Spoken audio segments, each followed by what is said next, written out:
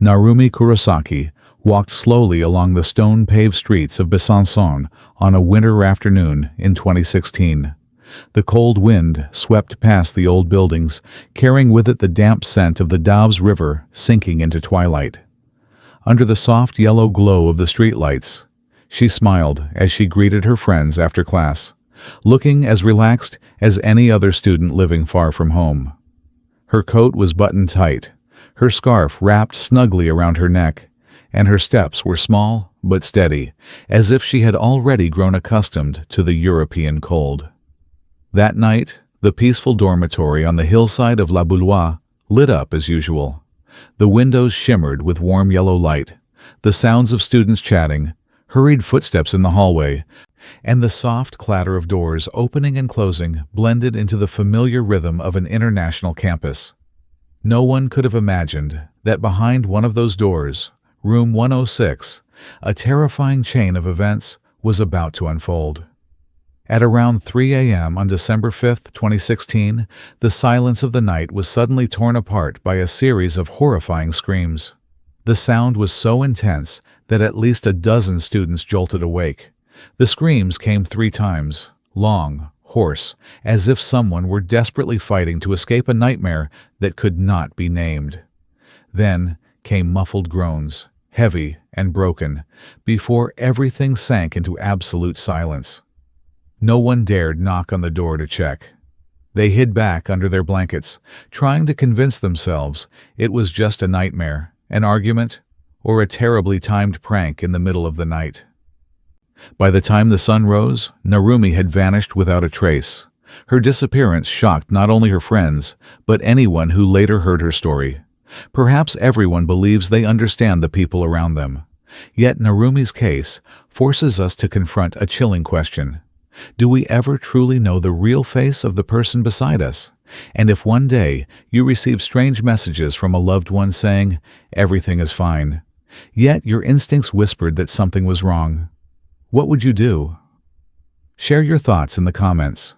Perhaps a small warning from this story could help someone avoid a similar tragedy. Don't forget to like and subscribe to the channel to continue exploring true crime cases with us. Stories not just to be retold, but to remind each of us how to protect ourselves and the people we love. Narumi Kurosaki was born on July 23, 1995, in Tokyo, and grew up in a happy family with 3 daughters. From a young age, she was known as a lively, cheerful, and compassionate girl. Friends often recalled that Narumi was always willing to help anyone, carrying a positive, comforting energy that made people feel good just by being around her. She loved dancing, loved music, loved to smile, and rarely complained about anything.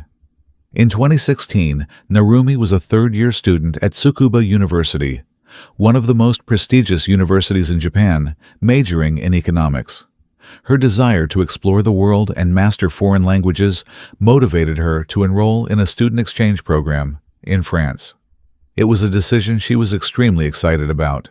She emailed friends about her dream to go to Europe, to walk along ancient streets, and to live independently in a foreign country. Her family was worried, but also proud. Their daughter was growing up, brave enough to choose her own path. On August 26, 2016, Narumi arrived in the peaceful city of Besançon in eastern France. She attended a language course at the Centre de Linguistique Appliquée, CLA, of the University of Franche-Comté. There, she was assigned to room 106 on the 2nd floor of the Théodore Rousseau dormitory, located in the La Boulogne campus, where low-rise buildings sat halfway up the hill overlooking the ancient town winding along the poetic Doubs River. It became her little world, the place she called home during her months abroad. In this new environment, Narumi quickly adapted and left a positive impression on everyone around her. Teachers and classmates remembered her as a petite Asian girl who was always full of enthusiasm. She joined a Sunday afternoon dance class where she could freely indulge in her lifelong passion for dancing. Outside of class, she expanded her social circle and made friends with many international students. Among them was Arthur Del Piccolo, a French student around her age, gentle, quiet, and sincere. Arthur gradually became someone Narumi trusted, someone she shared her daily life with. They took walks together, had dinner together, talked about their future. Many believed that the two had begun forming a soft, healthy romantic bond, and Narumi seemed happy about it. But before coming to France, Narumi's love life had not been simple. She had been in a 19-month relationship with a Chilean man named Nicolás Zepeda, whom she met in 2015 when he came to Japan as an exchange student. Nicolás was 5 years older than Narumi and came from a well-off family in Chile. His father was the director of a telecommunications company, and his mother was an engineer who had once worked as a secretary for a senator. In the beginning, everything seemed perfect. Nicolás appeared mature, gallant, attentive. He often took Narumi out to eat, to have fun, bought her gifts, and cared for her like an ideal boyfriend in the eyes of many. But gradually, the other side of the relationship began to show. His attentiveness turned into control. Nicolás became jealous of nearly every man around Narumi, even if they were only classmates or acquaintances from clubs. He demanded that she limit interactions with men, insisted she delete male friends on Facebook, and wanted to know where she went, with whom, and when she returned. According to Narumi's friends, there was even a time when he made her open her friend list in front of him and point at each male name so he could tell her which ones to delete. Arguments became more frequent. Narumi cried, then apologized, then tried again to keep the peace. For a girl who was kind-hearted and always avoided making others upset, decisively ending a relationship was not easy. When the opportunity to study abroad arose, Narumi saw it as an escape. In October 2016, just a short time after arriving in France, she decided to break up with Nicolás online. She tried to use gentle words, still respectful, still thankful for the time they had shared. But she was clear, their relationship was over. She believed that eventually, each would go their own way. That time and distance would help everything fade. She had no way of knowing that for someone like Nicolás, the word end was not something he would accept. After returning to Chile, then back to Japan, then again to Chile, he continued monitoring every trace of Narumi's online presence. Facebook, Instagram, any photo she was tagged in, any comment, every check-in, new friends, everything was scrutinized. The press later called it a form of remote stalking, no longer in the same city, but still trying to control the other person's life. Just 1 week after Narumi arrived in France, on September 6, 2016, Nicolás sent her a video uploaded to Dailymotion. In the video, he stared straight into the camera, speaking in a flat but cold tone. He mentioned conditions Narumi had to follow, said she had to pay for what she had done, and vaguely referred to a punishment if she didn't comply within 2 weeks. Narumi was terrified. She cut off contact, blocked most channels of communication, and tried to focus on her studies and her new life. That video became a dark cloud in her memory, something she did not want to think about again. On November 30th, 2016, Nicolás secretly left Chile. He flew to Europe, landed in Geneva, Switzerland, then traveled to Dijon, France, and rented a car. From there, he drove to Besançon, the city where Narumi was living. Later investigative data showed that during his first days there, Nicolás frequently appeared around the La Boulogne dormitory area, parking his car nearby, walking around the Théodore Rousseau building, looking up at the windows, taking photos, then disappearing back into the darkness. At night, he slept inside his car in the winter cold, wrapped in a jacket against temperatures around 0 degrees C. Narumi had no idea that the man who once sent her a threatening ultimatum video was in the same city. She continued going to class, attending dance practice, grocery shopping, meeting friends. On the afternoon of Sunday, December 4th, 2016, the date that would become the final milestone of her life, Narumi attended her usual dance session, then met Arthur in the city center. Arthur later recalled that she looked slightly different that day, still smiling, still talking, but somewhat uneasy, as if holding back something she wasn't ready to say. It's possible that a few days earlier, Nicolás had managed to contact her again. telling her he was in France and wanted to see her one last time to talk things through, to end peacefully. Given her polite personality and her desire to avoid hurting anyone, Narumi may have agreed. That evening, Nicolás invited Narumi to dinner.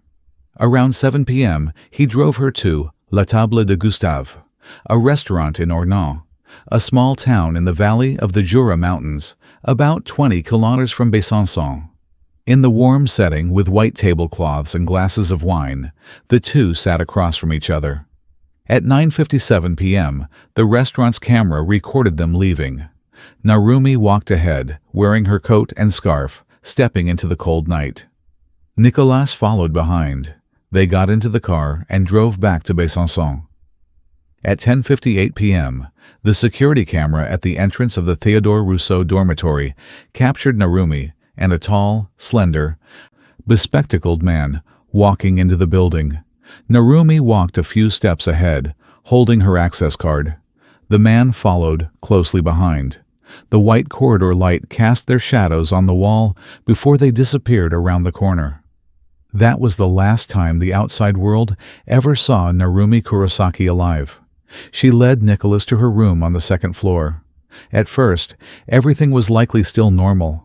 Narumi poured water for both of them and exchanged a few polite questions. Nicolás might have asked about her life in France, her studies, her family. A thin layer of calmness was placed over the scene, as if they were simply two former lovers trying to have a civil conversation. But beneath that surface were more than a year of jealousy and control. A threatening video, a flight across half the world, nights spent sleeping in a freezing car, and days spent circling the dormitory. None of that came from a desire for peaceful closure. It had built up like a pressure cooker, ready to explode. Around 3:20 a.m., terrifying screams erupted on the second floor of the dormitory, shattering the silence of the building. People only heard the result: desperate cries for help, sounds of struggle, broken whimpers, but no one saw what actually happened inside the room. Later, investigators, relying on the scarce evidence, believed a violent attack had likely occurred, possibly strangulation, possibly Nicolás using his hands or a soft object to muffle Narumi's screams. In those short minutes, the 21-year-old girl fought for her life in the very room she believed was the safest place for her in France. Then, everything fell silent. On Monday morning, December 5th, Narumi did not show up for class. To people who had only known her for a few months, a student suddenly skipping class might seem trivial. The instructor assumed she was tired, and many classmates thought the same. No one knew that Narumi was no longer anywhere near the La Boulogne campus. In the following days, a series of strange signs appeared. Friends texted Narumi, and they received odd replies. Messages were sent from her Facebook Messenger account, written in French more fluently than she normally used, saying she had to go to the Japanese consulate in Lyon because of passport issues. Other messages said she was going traveling, that she needed time for herself, that everyone shouldn't worry. To those who didn't know her language habits well, these explanations temporarily eased their concerns. But the people who knew her better were not at ease. Arthur received a cold message saying that Narumi had found someone else, that she would be gone for a while, and that he shouldn't contact her anymore. This completely contradicted everything he had felt just days earlier when they met. The wording, the tone, the abrupt cutoff. None of it sounded like Narumi. Arthur tried calling, but her phone was turned off. His instincts began to scream. Something was wrong. In Japan, Narumi's family also received several social media messages, in both Japanese and English, saying she was traveling alone, that she had a new boyfriend, and that she needed time away from everyone. Narumi's mother, who kept regular contact with her daughter, felt a deep unease. Narumi had never disappeared without contact for this long. She tried to reassure herself that her daughter was simply busy, that the time difference made video calls more difficult. But a mother's intuition is not easily fooled. A week passed, only a few cold, mechanical lines of text appeared, none carrying the voice of the girl they loved. On December 13th, 2016, teachers and friends in Besançon officially reported Narumi missing to the police.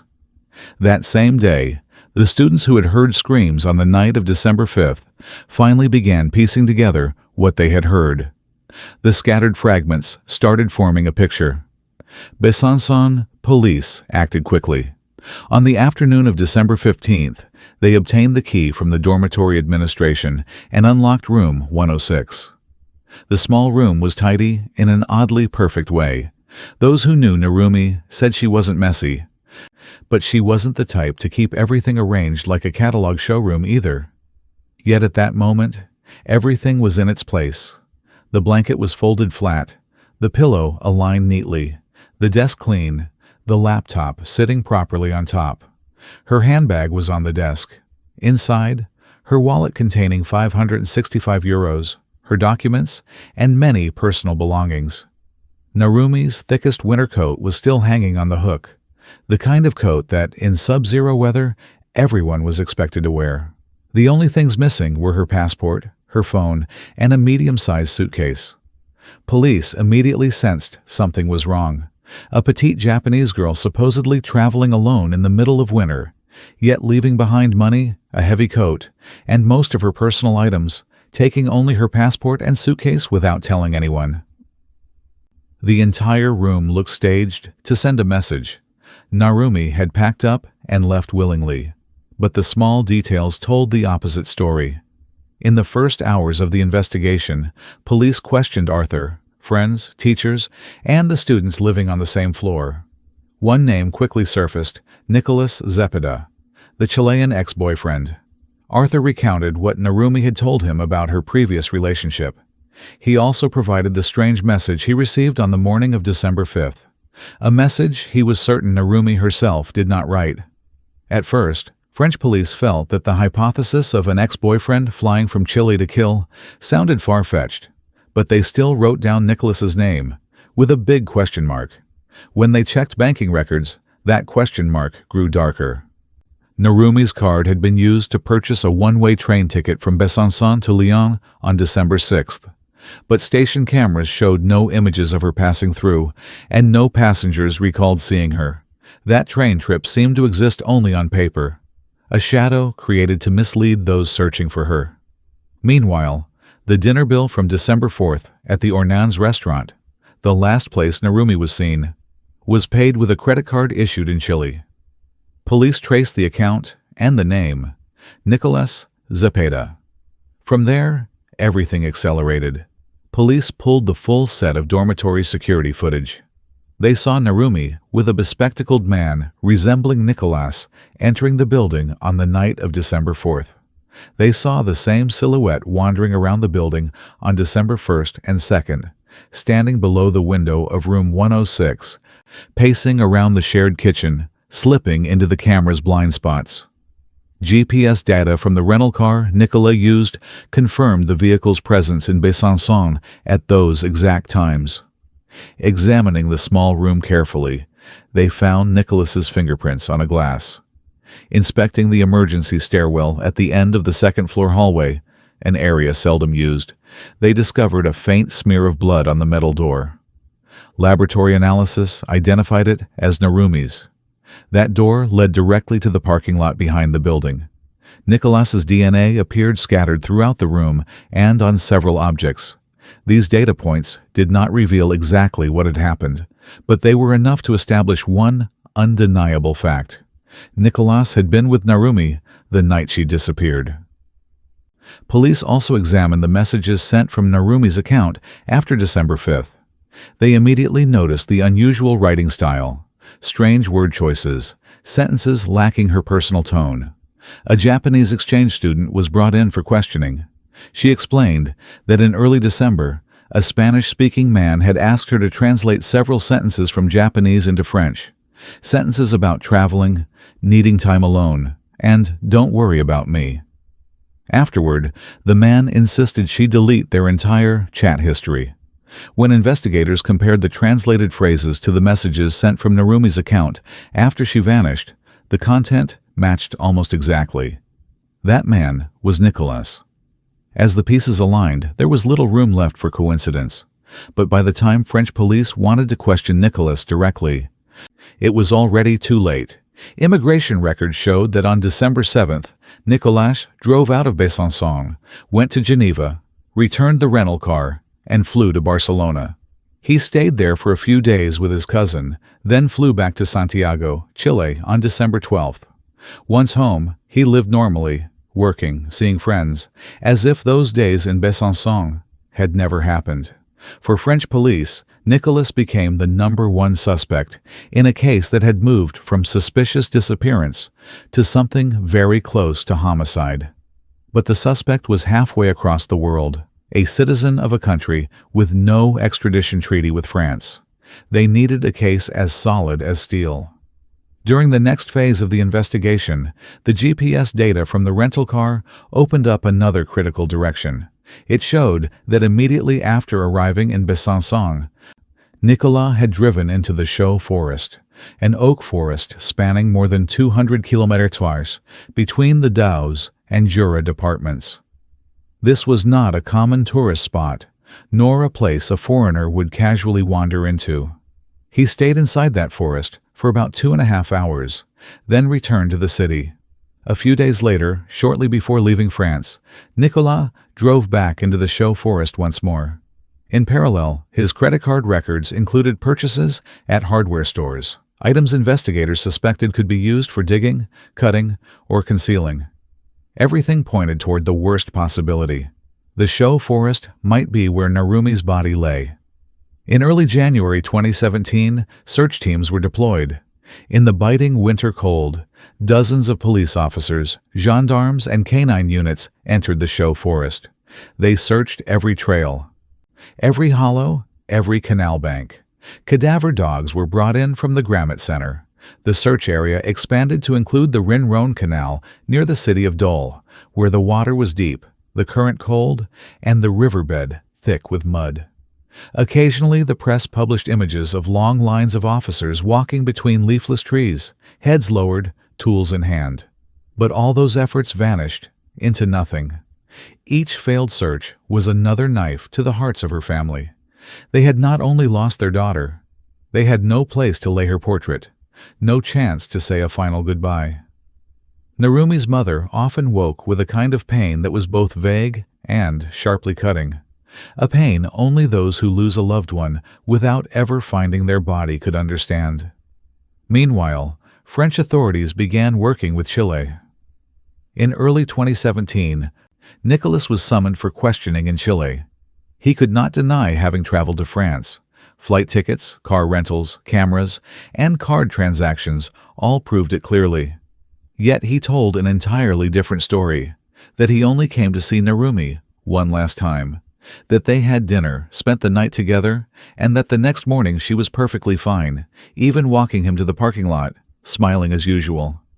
He said he left Besançon while Narumi was still okay, and that he had no idea what happened to her afterward. Everything was just an unfortunate coincidence. But that story did not explain the screams at 3 a.m., the blood on the emergency exit door, the DNA traces in the room, the threatening video, the impersonated messages, the GPS data showing trips into the Chaux forest, or the suspicious purchases. It also did not explain why, during his days in Barcelona after leaving France, Nicolás asked his cousin chilling questions about methods of suffocation, about how a person could die without leaving clear traces, and why he spoke of Narumi as someone who had once existed, instead of someone who was still alive. Chilean law at the time did not easily allow the extradition of its citizens to another country, especially in cases where the victim's body had not been found. Nicolás's family had financial resources and hired a strong legal team. Loopholes in treaties, judicial precedents, and the old principle of no body, no crime, which had existed in certain periods of legal history, made the case even more complicated. In March 2017, a Chilean court ruled that there was not enough evidence to prosecute Nicolás in Chile. He remained free, even though his name stayed tied to Narumi's case in international records. But the matter did not end there. For France, a foreign student disappearing on their soil, with all the signs of homicide, while the suspect returned home and lived peacefully, was a blow to their sense of justice. For Japan, the idea of one of their citizens being murdered abroad and left in the dark was unacceptable. Narumi's family traveled to Chile multiple times, attending hearings, speaking to the press, making heartfelt appeals. They did not seek revenge. They only wanted to know what had happened and where their daughter was. Diplomatic, public, and legal pressure grew steadily over the years. Japanese, French, and Chilean media repeatedly covered the case. Narumi's story was told again and again. Finally, after a long struggle, on May 18, 2020, the Chilean Supreme Court accepted France's extradition request for Nicolás Zepeda. It was an unprecedented turning point between two nations that had no extradition treaty. In July 2020, Nicolás was escorted onto a plane leaving Santiago. On July 24th, he set foot in Paris, no longer a free man, but a murder suspect who would have to face the French judicial system. He was transferred to the Besançon prison, where the case had begun, to await trial. Meanwhile, French investigators continued strengthening their case. Even without a body, they accumulated an exceptionally solid body of circumstantial and indirect evidence.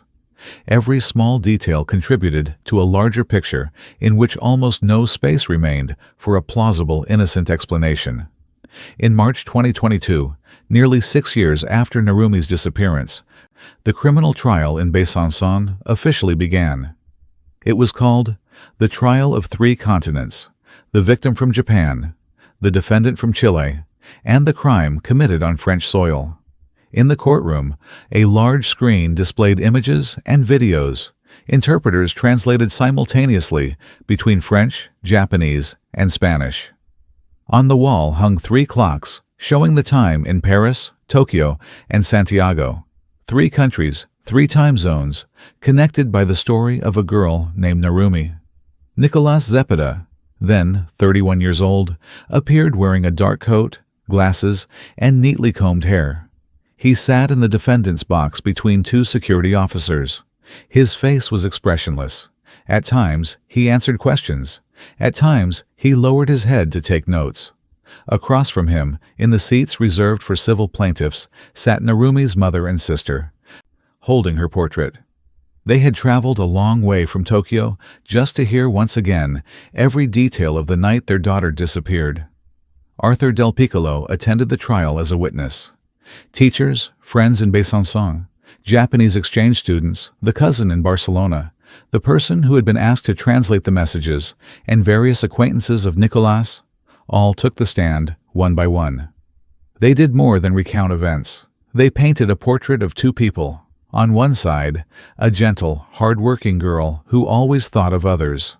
On the other, a young man with an intellectual appearance, but carrying a form of narcissism and an unhealthy need for control. The climax of the trial came when the prosecution played the video Nicolás had sent Narumi in September 2016. The courtroom fell silent as his image appeared on the screen, staring directly into the camera, speaking in a flat, steady, but chilling tone. He mentioned conditions, punishment, the price to pay. Narumi's mother broke down in tears. Many people in the room could only shake their heads. It was hard to accept that anyone would call that love. Throughout the trial, Nicolás denied all accusations.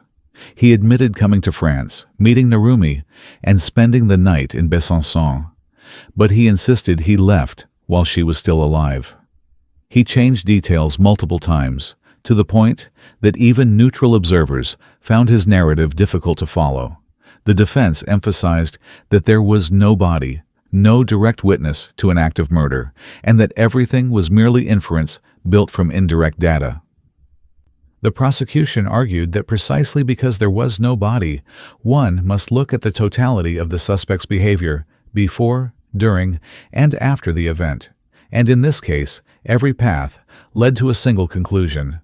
After 2 weeks of hearings and 8 hours of deliberation, on April 12, 2022, The court declared Nicolás Zepeda guilty of intentional homicide and sentenced him to 28 years in prison.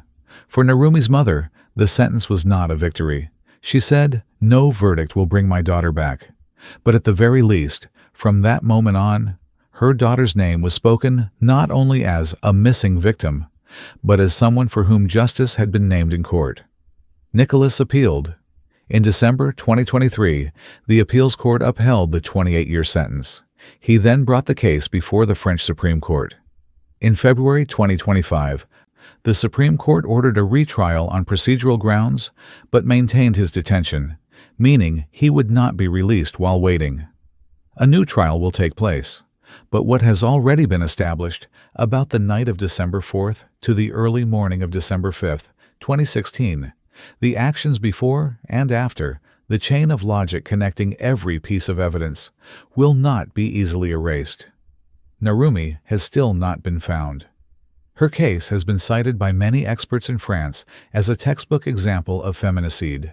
Women killed by someone who once had an intimate relationship with them, driven by possession and disregard for the victim's right to autonomy. A 21-year-old girl whose only crime was daring to leave a toxic relationship and choose her own path, had her life and body taken away. An educated man from a respectable family who had studied abroad and spoke several languages, chose to use his intellect and resources to stalk, plan, fly across continents, and punish the woman who once said no to him. Her story forces people to ask themselves, how well do we truly know those beside us? Someone who seems caring, romantic, cute when jealous, checking your phone just for reassurance, asking for your social media passwords, wanting to know where you go and with whom. All these things, early in a relationship, are often brushed off as, he does it because he loves me. But between caring and controlling, there is only a thin line. And once it is crossed, what follows may not be just arguments, but violence, threats, obsession, and in the worst cases, murder. If you are living in such a relationship, remember Narumi. Justice has, in the end, reached the man believed to have taken her life. But justice cannot turn back time. Narumi will forever remain 21. With her bright smile, black hair, her dreams of continuing her studies, working abroad, and taking her family to travel across Europe. Whenever someone mentions her name in an article, a news report, a documentary, it is not just the story of a crime. It is the story of a real person, with a family, with friends, with ordinary days she should have lived. May Narumi rest in peace, wherever she is. And may everyone who hears her story keep it as a small warning in the back of their mind. Do not ignore dangerous signs in a relationship. Do not dismiss your own feelings of unease. Do not stay silent when your instincts tell you something is wrong. Because sometimes, the hesitation between "I'm sure it's nothing" and "something is really off" is the fragile line separating an ordinary life from an irreversible tragedy.